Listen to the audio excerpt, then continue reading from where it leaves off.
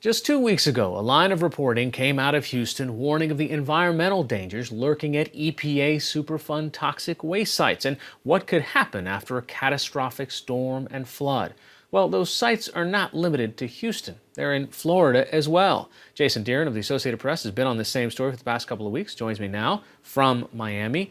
Jason, give us an idea of how many Superfund sites are possibly affected by Irma. Well, there are more than 50 Superfund sites in Florida alone.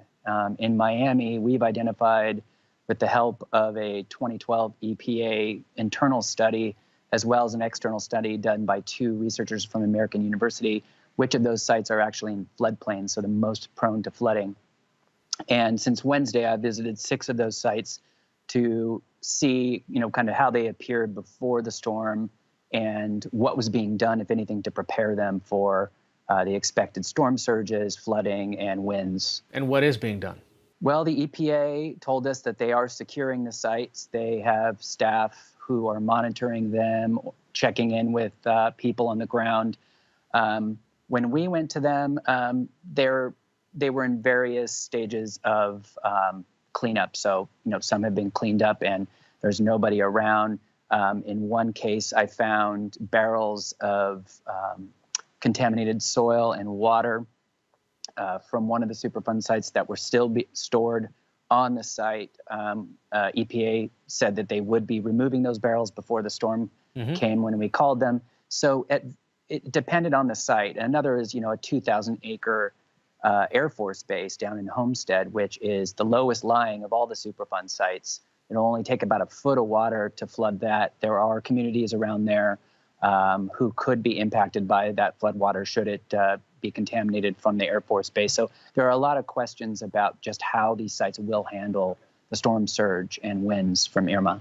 So give us an idea on what makes a Superfund site a Superfund site. What kind of chemicals are we talking about? How dangerous are they? They're Superfund sites for a reason. They are all dangerous chemicals, some more than others. For example, the site I mentioned, Anodyne, which had the barrels out yesterday, had been contaminated with DDT and other pesticides, chemical solvents. Many of these sites here in the Miami area had chemical solvents involved, usually in the aircraft industry, used to clean parts, things like that. And those were dumped into the soil and down into the aquifer here and contaminated groundwater. And so that's one of the big concerns is when you have a lot of rainfall, storm surge, flooding, is those chemicals being transported off the site, off the Superfund site, down into the water and into nearby communities. And so that's what the EPA is going to be watching for, they say, and what we'll also be looking at. And how do they measure that? I mean, especially if the barrels had been dumped years and years ago, we don't necessarily know how strong those barrels were, how watertight those barrels were, and if the water kind of seeps down in there during a flood, whether it kind of picks back up and goes somewhere else, or it actually seeps down into the aquifer. Well, each Superfund site is different, right? So some have a containment mechanism for the pollution, like a pond.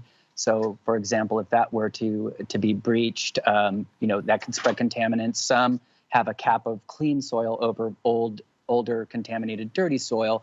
And, the worry is that if there's significant flooding, that could be removed and that all commingling and moving off site. In the case of these barrels, those barrels were new barrels.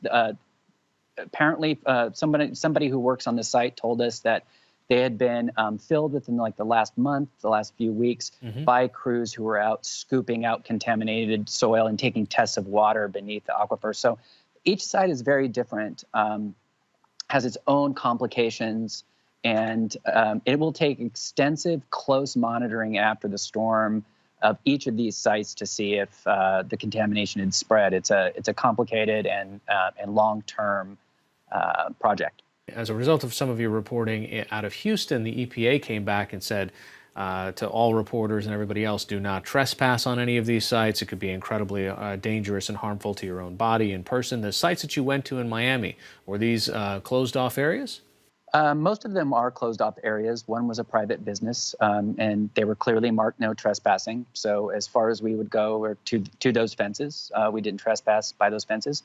Others were not fenced off. and there were no trespassing signs. In those cases, I just walked right into them and took my photographs and interviewed people who lived or worked around there about their knowledge of the site, and if they'd been if people had been in contact with them to warn them about any contamination concerns from the flooding. All right, Jason Deering joining us via Skype from Miami. Thanks so much. Thank you.